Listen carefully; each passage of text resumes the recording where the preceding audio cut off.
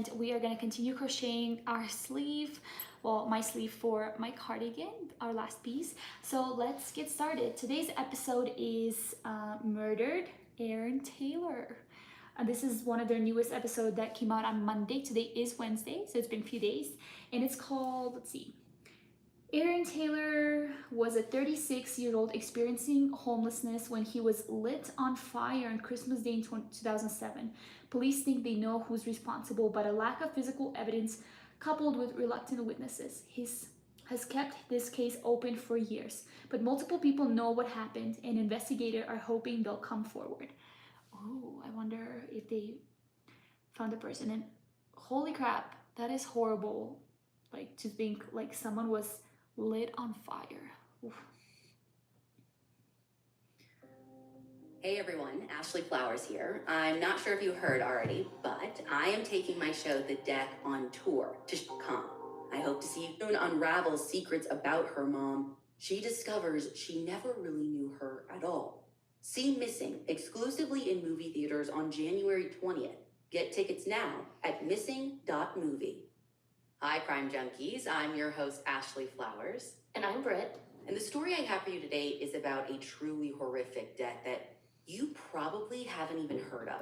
Nope. And that's because our victim was experiencing homelessness. And for some reason, our society has decided that we shouldn't give these stories national attention. We shouldn't become obsessed with the outcomes of those cases. But we Crime Junkies don't buy into that. This is absolutely a case you'll be obsessed with and furious over. This is the story of Aaron Taylor.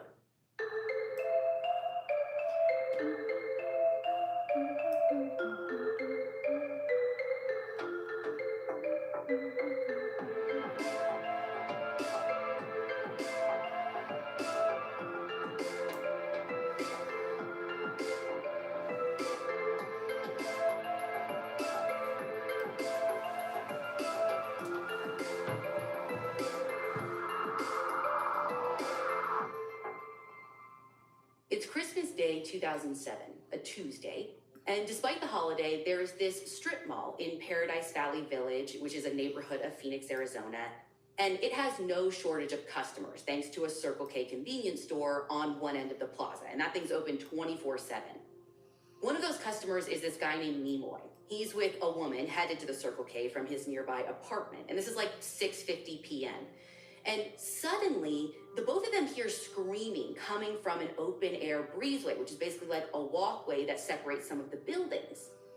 And it sounds like a man screaming, but they can't really see what's going on until they come around the side of the Subway sandwich shop to a courtyard that has these like concrete picnic tables and like benches. And something is on one of those benches right next to the Subway, and whatever it is on fire. And at first, they don't know what they're looking at, but they quickly realize that it is a person engulfed in flames. Oh my God. Nimoy and the woman rush over to the Circle K to get help. There's actually a customer who's leaving the store, and they like tell them, listen, someone is on fire. We need your cell phone to call 911. Now, listen, the customer had seen something burning when he drove into the parking lot, but he figured it was like a tiki torch because one of the restaurants had some of those outside. So this guy actually thinks that these people are screwing around with him. And so he tells them that he doesn't have a cell phone, even though he actually does. Can you even imagine being told, hey, there's a guy on fire, and just not caring or checking it out or anything? Well, again, I don't know why he thinks these people are screwing with him, but he actually goes over to get a look for himself. It's not like he just gets in his car and goes away. He's like, I'm just gonna like see what's going on. And the closer he gets, he realizes like, holy shit, it is a person. So he does call 911. And while he's on the phone with dispatchers, a clerk from the Circle K actually comes running over. But for some reason, even this clerk, when he first gets a look at the fire, he also thinks that someone is playing some kind of practical joke because it doesn't even look human. It looks like this big jacket and pants that were maybe stuffed with something. Okay, I'm gonna be honest. I've never heard of something or, I don't know, someone being on fire and being like, oh yeah, this is clearly just a hilarious prank being played on me. What's with these people? I don't know. I think it's their brain trying to like rationalize that. Like, again, it is Christmas Day. That's also the last thing you expect to find, right? Like a human burning right outside your place of work. That has never happened before. Certainly not on this like family holiday, whatever. I don't know why that's the first thing that comes into their mind. But this guy at least is like, okay, whatever it is, it's a fire. It needs to be put out. So he tries to actually smother the flames with his jacket, but it doesn't work. And the fire is still burning when first responders get there at 7:01, within minutes of the initial 911 call. Thankfully, when firefighters approach, they realize that this isn't a joke. This is definitely a man who is straddling a concrete slab bench hunched forward. So they put out the fire and they move him into the open courtyard to start CPR. And that's when Nimoy, who had come back after getting help, realizes something that makes his heart sink. He actually knows the man that was on fire. He can tell by his build and by his beard that it's his friend, 36-year-old Aaron Taylor. Aaron is clinging to life as an ambulance rushes him to the hospital, but he doesn't make it. He's pronounced dead in the burn unit at 7:35 p.m. Police now have to try and figure out what in the world happened. As Phoenix detective Dominic Rostenberg told our reporter Nina, this isn't something you see every day. I mean, the scene is kind of a mess. There's water and foam on the ground from firefighters' efforts. There's blood and black charring on the bench that Aaron was sitting on. And there's a ton of evidence to collect, like burnt remnants of clothing. There's little liquor bottles, snack wraps, used matches, and cigarette butts. Collecting everything they can is great, but if it got damaged by water or flame extinguishers or even just the fire itself, I mean, is it even gonna be useful? I don't know, like so much of it is wet or fire damage, but they're still at least collecting all of it just in case something can be useful now or in the future. And as they're gathering evidence, there are other officers that are interviewing witnesses that were at the Circle K. And it turns out a lot of people in the area actually did know Aaron, either because they live nearby and they like frequent this strip mall area or they work in that strip mall area. You see, Aaron was experiencing homelessness and he spent lots of time hanging around there. His long hair and this beard that he had earned him the nickname with locals that was Homeless Jesus. Nimoy tells police that he's known Aaron for like 3 years. He was this sweet guy who struggled with alcoholism, often drinking until he passed out. But he never bothered anybody or caused any trouble. In fact, he had just seen Aaron yesterday on Christmas Eve, and he seemed happy. He had never mentioned wanting to hurt himself, and even though he's a smoker, Nimoy doesn't know of any times that he was careless with fire. When they talk to the Circle K clerk, he tells police that Aaron came in several times that very day to buy beer and like other random stuff. What he knew of Aaron was that he was lonely. He liked to talk a lot. And actually, he came in that afternoon, sometime between 2:30 and 4 p.m. just to say hi. He'd been by himself. He didn't even seem drunk when he was there. But even though people who knew him said that he was generally pretty cheerful, it's also common knowledge in the neighborhood that he had been dealing with some severe harassment from this one group of guys. Basically, they would like get him really drunk, then they would assault him, make fun of him, and just do some pretty awful stuff. Like, for instance, police learned that about a year ago, this group had apparently duct taped Aaron to a bench in that very same courtyard. And there's even talk that one of them broke Aaron's ankle. Lots of people remember seeing him wearing a cast around that time. And it seems like everybody's heard stories of Aaron getting beat up or having things thrown at him or even having stuff stolen from him. So, do they know who these alleged assholes are? Well, yeah, so police keep hearing 4 names in connection to the harassment. And just so you know, so from here on out, I'm going to be using pseudonyms for everyone. So they learn about 2 brothers, Nate and Max, and then a couple of their friends, Charlie and Donnie. And apparently this group of 4 are like known troublemakers. They like to hang around this strip mall courtyard, and security guards tell police that they've actually had to boot them off the property multiple times, once for pushing Aaron around and pouring water on him even. And every time they like stay away for a month or 2, and then they just start coming back. The clerk actually refers to this group as the, quote, post-high school guys. Ugh, I can totally picture this kind of guy, like hanging out in like 7-Eleven parking lots with teenagers, even though they're like definitely in their 20s. And that's exactly who these guys are. So Nate's the oldest at 22. His brother Max is only 17. Charlie is 20 and Donnie is 19 when all of this is happening. One witness basically tells officers these guys are like the Beavis and Butthead of the area. Like, They egg each other on to act like idiots. And this witness says that he thinks they're likely the ones who started the fire. And have they been hanging around there recently? Well, yes. So the Circle K employees tell police that they were in and out multiple times throughout that very afternoon. Now, before police can track these guys down, results from Aaron's autopsy come in the next day. The medical examiner determines that he was alive when he caught fire, and he was severely burned on his head, his upper torso, his arms, and the top of his thighs. His cause of death is listed as conflagration, basically a large fire. And the manner of death is undetermined, because even though the circumstances are clearly suspicious, police don't know what actually happened. But they are determined to get to the bottom of it. So that same day, officers back at the strip mall start canvassing businesses for surveillance cameras. Only 2 stores actually have them. The Circle K is one of them, and then that Subway right by that courtyard. But the problem is Circle K's isn't going to do any good because it's not like trained on the courtyard where all of this went down. So they might have better luck with Subways, but it's going to take some time to download the footage and comb through it. So while that's going on, detectives follow up on a new lead. There's a mall security guard that reaches out to them and says that someone named Robert is at their office and he wants to speak with police about Aaron. Now, when police go to the security station that he's waiting at, they can tell that Robert's been crying.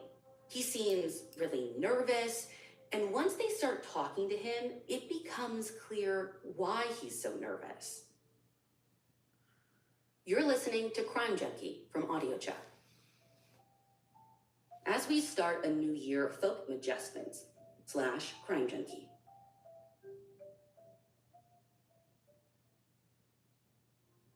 Robert tells officers that he and a friend were with Aaron right before this all happened. He says Aaron was in the courtyard drinking with Nate and Charlie, plus 2 other white guys whose names that he says he doesn't know. And Robert says that he heard Charlie say, quote, "We're gonna f*** him up," end quote.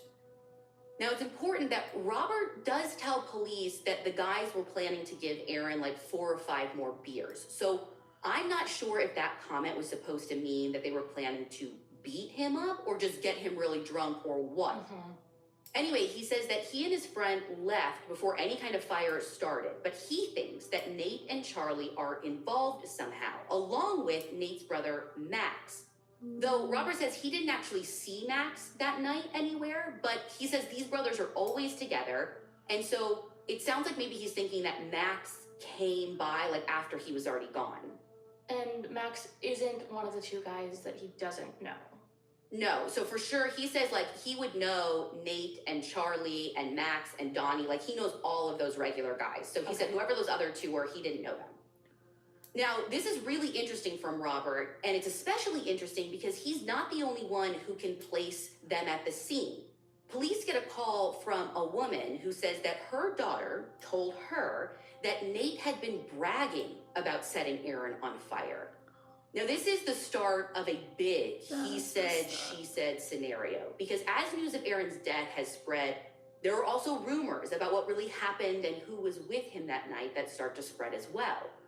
So when police contact the woman's daughter, she says that, well, you know, I didn't personally hear Nate bragging about it, but I heard this rumor that he had poured gasoline on Aaron and then lit him on fire.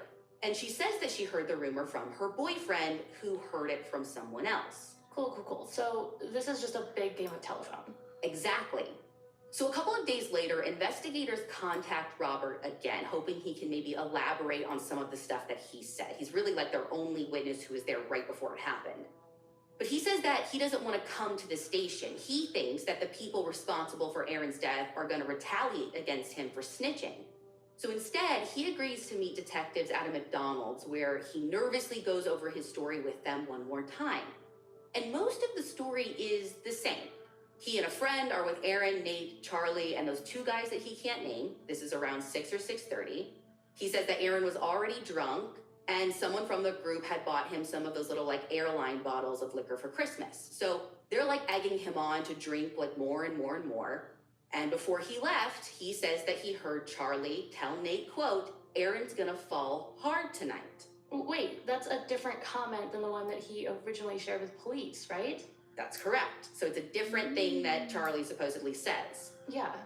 The thing is, I don't think investigators get too hung up on that like specific quote or that difference or line or whatever, because it's not clear if Charlie reportedly said both things or if Robert truly is confused and completely swapped them out.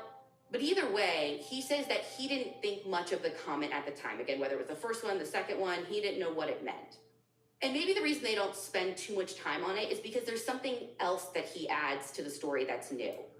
He says that hours after the fire, this would have been around 1 a.m., that he went to the strip mall again, and he was approached by a group of young men who threatened to jump and rob him. He said that he's pretty sure some of them are friends of Nate's, and although nothing ended up happening, he believes that they just wanted to intimidate him before he could talk to police. Now, he clarifies that he's never heard any people from that group brag about hurting Aaron, even though they do think it's funny to get him drunk and mess with him. And he says he's never heard them threaten Aaron either, aside from that one comment Charlie made, which Robert only found threatening in hindsight. But despite this, despite that he hasn't like seen or heard anything directly, he says he still thinks that Nate or his friends must have somehow been involved, like somehow they started that fire. Yeah, it definitely sounds like he thinks that they're capable, but maybe that they didn't mean to do this? Is there a chance that they just took things too far and this was actually an accident? Well, I mean, they're not sure yet, right? That's why it's undetermined. But even if it was an accident, Aaron is still dead and someone is responsible. So what they're hoping, police anyway, is that the answer is going to be in that security footage from Subway. It's going to give them something to work with. However, when they get it back, it turns out that none of their cameras have footage of the courtyard. So there is no way to see what happened. No. More importantly, there's no way to even verify Robert's story. Now, it's around this time that police are finally able to locate Aaron's family, and they have to deliver the difficult news of his death to his parents. But they're hopeful maybe learning more about Aaron can potentially help them find out what led to his death. And when his family finds out, they're stunned. I mean, they're horrified to hear the details of how it happened. Though they haven't seen or even spoken to Aaron in, honestly, years, they don't understand why someone would do this to him. You see, police learned that he'd had a really happy childhood. There were 5 siblings altogether, so there was always someone to play with, and Aaron was like the daredevil of the bunch, always climbing these big trees that they had in their yard of their family home in Oregon. And it wasn't until high school that Aaron began getting into trouble. By that time, they had moved to Phoenix, and Aaron started drinking and using drugs. And when he was 19, he had crashed his motorcycle while being chased by police. He actually almost died in that accident, and he ended up suffering some brain damage. And that is when he really started to pull away from his family. When his parents moved back to Oregon for a bit, he actually stayed behind in Phoenix, preferring to sleep in homeless shelters. And when they eventually came back to Phoenix, he tried living with them for like a minute, but it just didn't last very long.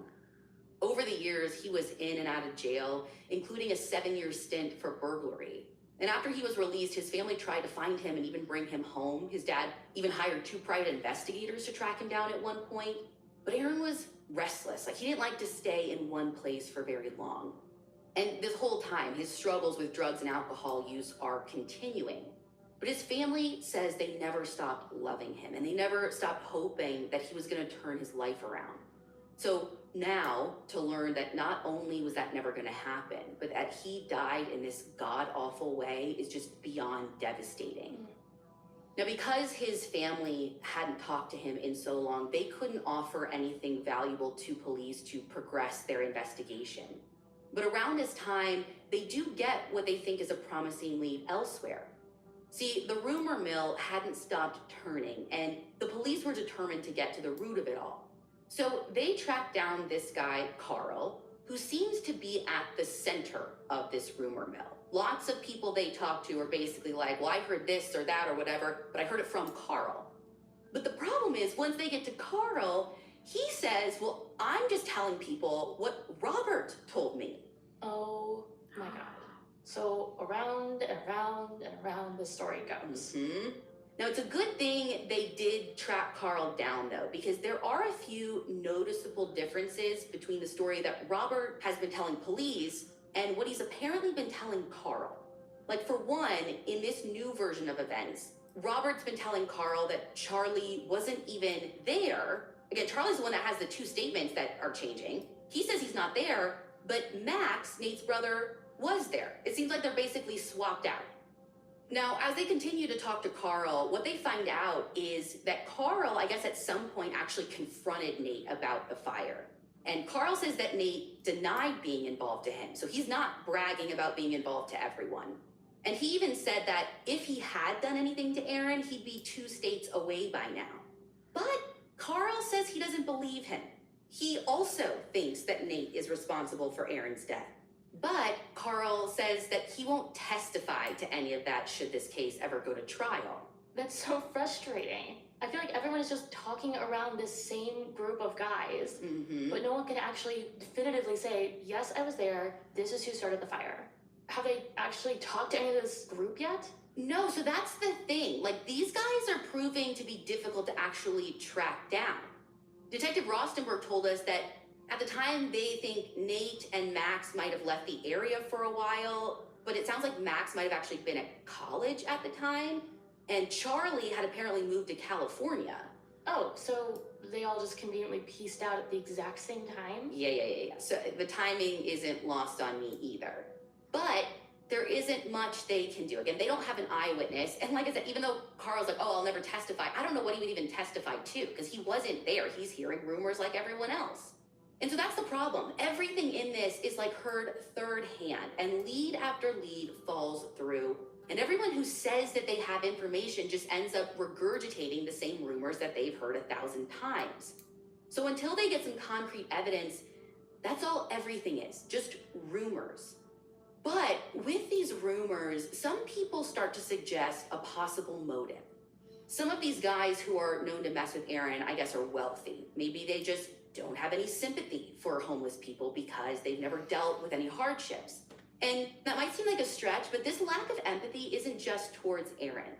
I kind of looked into this, and according to John Dickerson's reporting for the Phoenix New Times, there had been a recent uptick in violence against homeless people.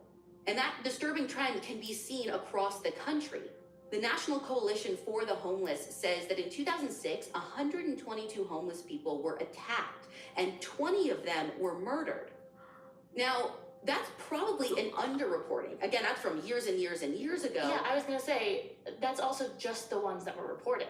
Exactly, because what I know is that Aaron didn't report any of the incidents that were happening to him to police.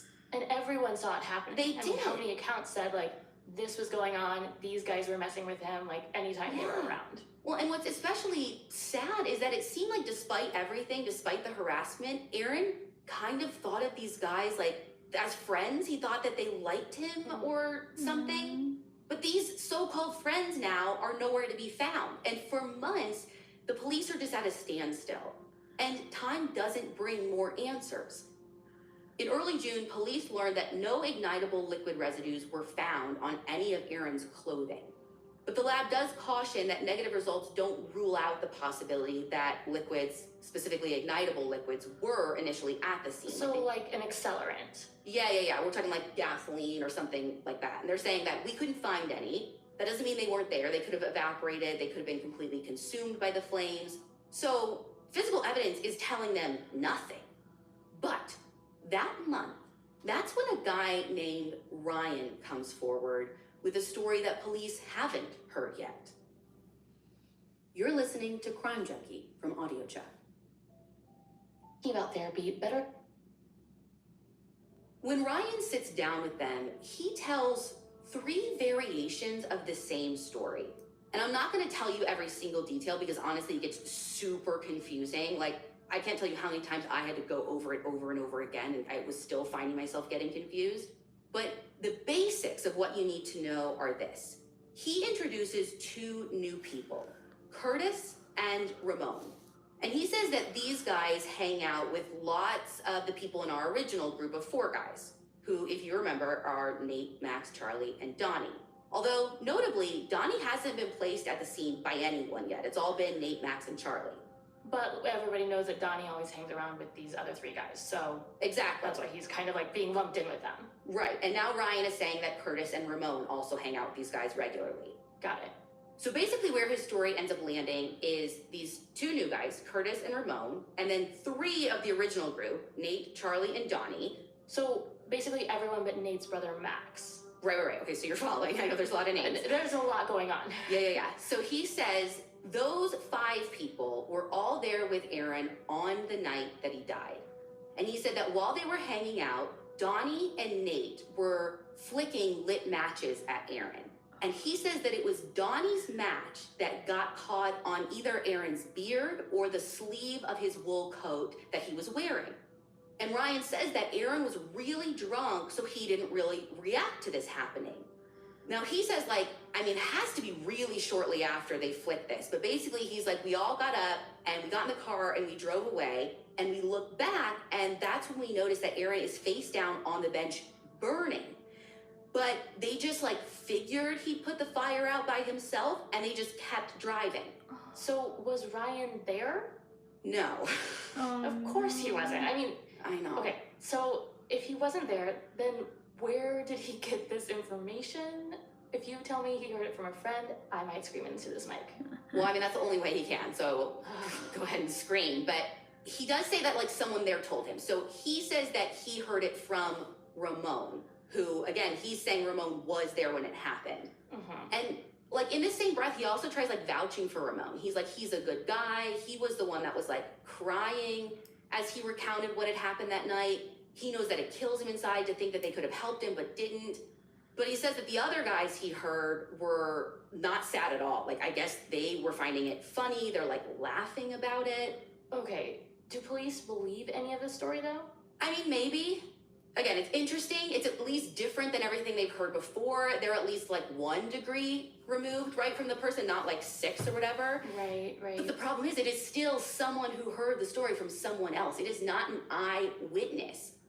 And now they want to corroborate this as best as they can. At the time, police are still having a hard time tracking down everyone, except they are able to actually track down Ramon, who is supposed to be the source of this information.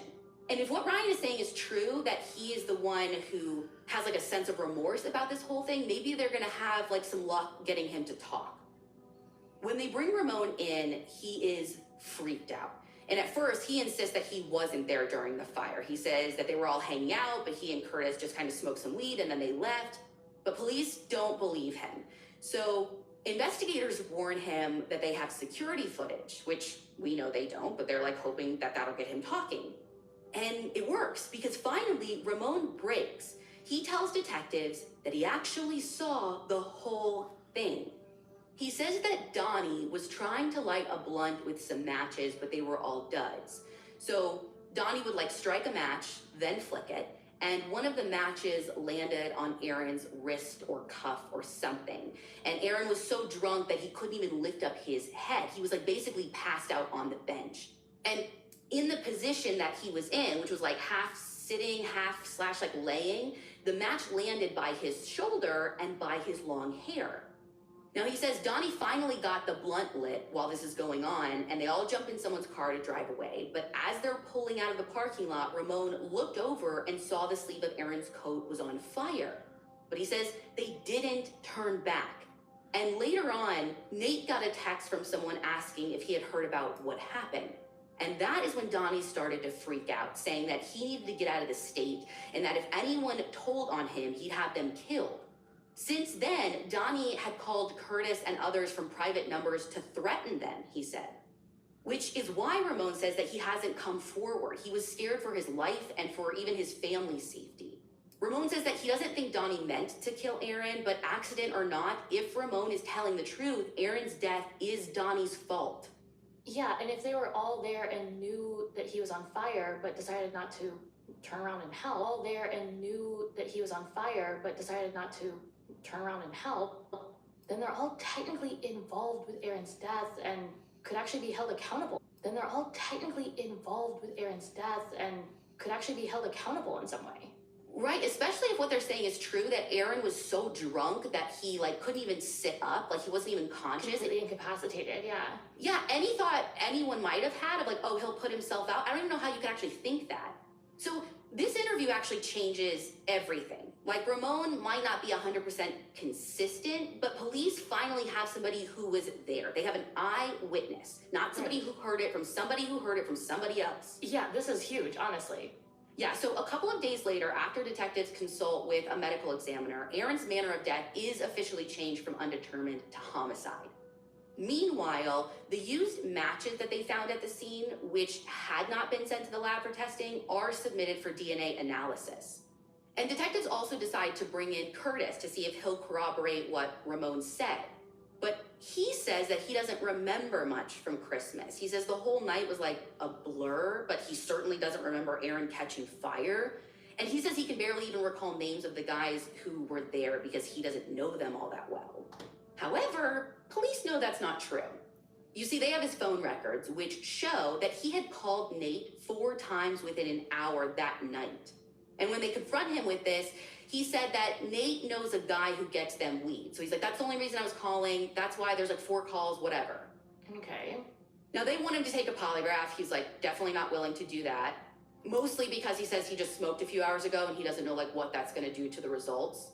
And this is where police like jump in and they're like, actually, you've already been taking a polygraph this whole time. You just didn't know it. Police tell him that they have been analyzing his voice and doing like a stress test analysis thing as he's talking. And so they're like, even though you don't think you're taking a poly, like we know you're lying. Now, this isn't actually true. Police weren't testing his voice. And Britt, I actually had to look this up anyways. Like if they were doing it, would it have been accurate? And you found some interesting things, right? Yeah. So basically, voice stress tests definitely are not all that accurate. I actually found this one study by the National Institute of Justice, and it shows that even the most popular programs used to conduct those tests, like at that time, are really no better than like flipping a coin when it comes to getting an accurate definition of like truth or lies. I feel like I heard one time that like they're even less reliable than a polygraph, but I'm not 100% on that. Either way, so they tell him this lie. Curtis doesn't know that they're lying, so he starts to backtrack, and eventually he's like, okay, I did see someone flicking matches, but only at the ground. And he admits that when they were all in the car, someone got a text about how the whole area had turned into a crime scene, like there was tape all around it, but he says that he's not sure who was messing with Aaron or who was flicking matches, and he doesn't think anyone knew that Aaron had even caught fire. So, as far as witnesses go, this guy's like meh at best. But regardless, investigators know that it's time to go after one of their big fish, the alleged fire starter, Donnie. And it's their lucky day. They learn that Donnie was just arrested that past May in Washington. Detectives contact prosecutors there in Washington and find out that Donnie had recently checked into a drug rehab facility. His defense attorney wouldn't give the prosecutors any details, but that attorney promised that Donnie would be at his next court appearance on July 10th at 9 a.m. So these Phoenix detectives fly out to Washington on July 9th. They get a search warrant to take DNA samples from Donnie. And true to his lawyer's word, the next day Donnie appears in court. And after the appearance wraps, police bring him in to chat with him. And he pretty much agrees to talk openly as long as his lawyer is present. And so after taking that DNA sample, they sit down to hear Donnie's version of events. He says that back at home, he and his friends often hung out in that little courtyard by the subway. That was a regular hangout spot. And he knew that people messed with Aaron, although he says he didn't participate because he didn't think it was funny. And he says even though people messed with Aaron, everyone still liked him. Like they were cool with him. They weren't doing it because they didn't like him. Again, I don't know if this goes back to like them being bored rich kids or what, but he's like the whole crew would give him money, they'd buy him cigarettes, stuff like that. And he's like, listen, Aaron was a good guy. I even considered him a friend. So when it comes to that day, he tells detectives that on Christmas, he met up with Nate and Charlie and this third guy that he only knows by the nickname Color Banger. And police don't recognize this alias at all. And Donnie says all he knows about this Color Banger guy is that he's this skinny white guy, early 20s, he uses meth, lives somewhere around the area and wears colorful tight clothing, hence the nickname, I guess. I don't know. Sure. Basically, he's got this punk rock style, short, spiky hair and piercings. So anyways, there's this new guy now. So on Christmas, they're all hanging out with Aaron, and someone bought Aaron a sandwich and some shooters, which are those small airline bottles that they found at the scene. Donnie says that he wasn't drinking at all because he had to drive, but Aaron got really drunk and passed out on the bench. He says other people kind of came and went while they were there. Friends, people from the neighborhood, Curtis, possibly Ramon. Then around maybe 6 or 7, Donnie says his aunt calls his cell to let him know that Christmas dinner was ready, so he needed to get back. So that's when he says he left alone in his own silver BMW. He thinks maybe he stopped somewhere to get cigarettes, and then he went right to his aunt's house, which is in Scottsdale, where he spent the night. Wait, so he's saying that he wasn't even there when the fire was started? Bingo! According to Donnie, he only found out about the fire the next morning from an unnamed friend, and he said he didn't even believe it at first because the whole story was so shocking, again, so unexpected. Now, he says that whoever that unnamed friend is told him that it was Colorbanger who threw the match or couple of matches at Aaron's arm, which resulted in the fire, but it was all an accident. Okay, to be clear, this could just be another situation where information or supposed details about this crime has been passed down from one friend to another. Is there anyone else who can verify the story, like that friend, for instance? Well, no, because Donnie tells detectives that he's not sure where his friend got his information, and he doesn't know how to get in touch with him. He doesn't know how to get in touch with his friend? Yeah, he says no. Cool. Yeah. Awesome.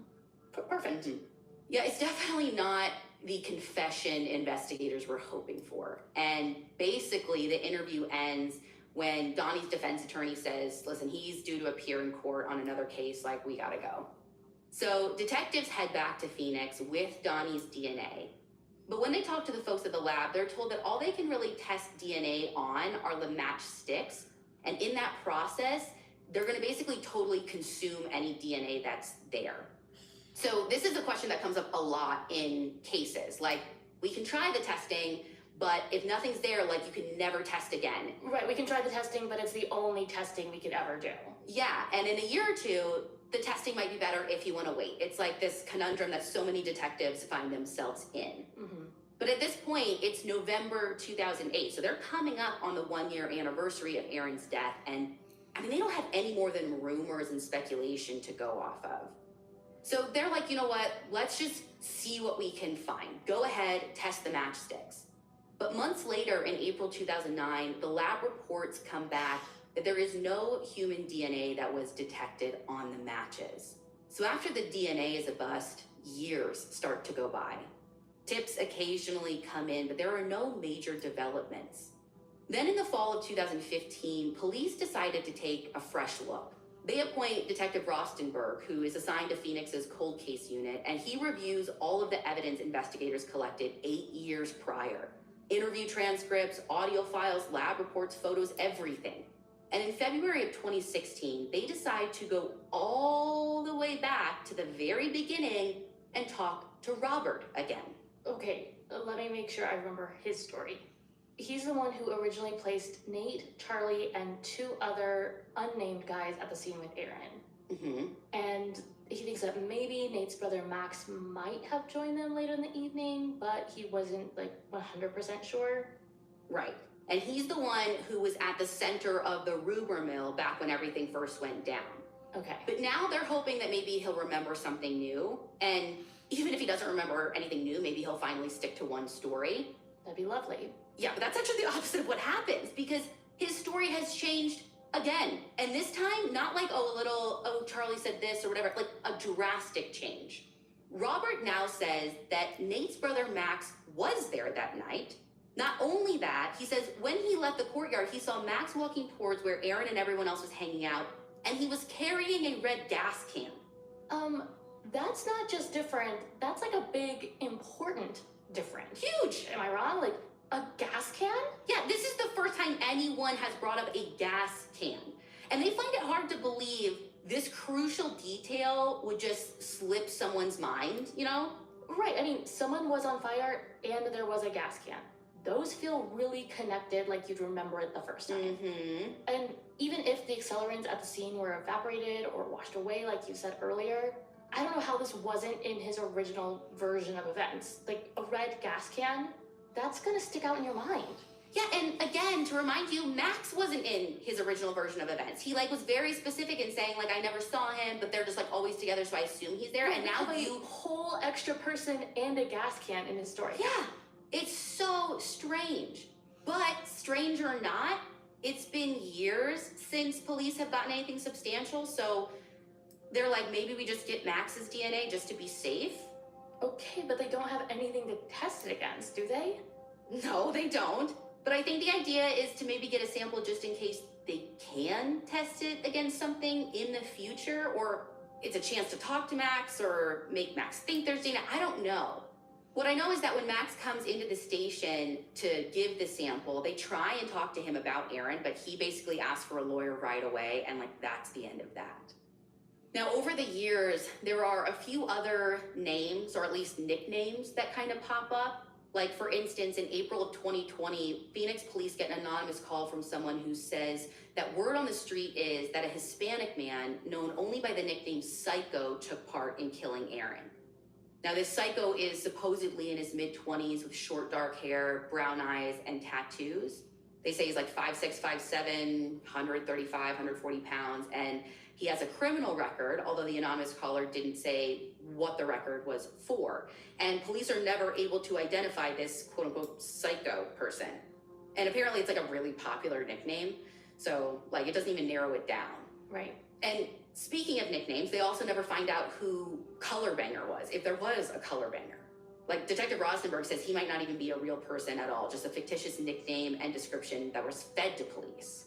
Right, to kind of throw them off or whatever. Right. So what about Nate and Charlie? Were they ever able to track those two down?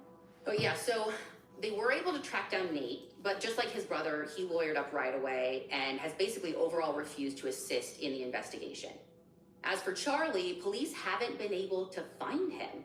They confirmed that he moved to California, but as of the release of this episode, he still hasn't been located. Police would love to talk to him if he's out there and wants to give him a call.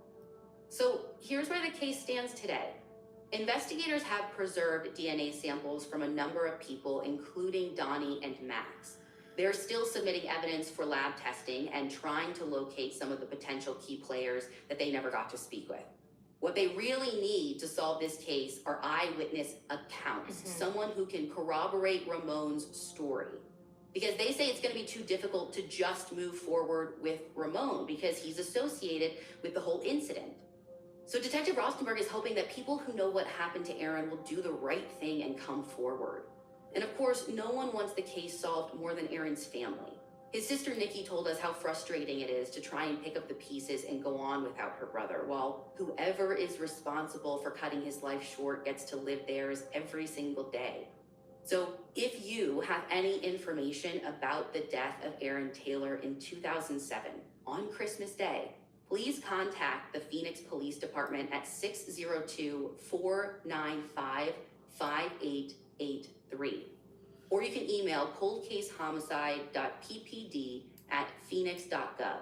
There's also an option to leave anonymous tips by contacting Silent Witness at 1-800-343-TIPS.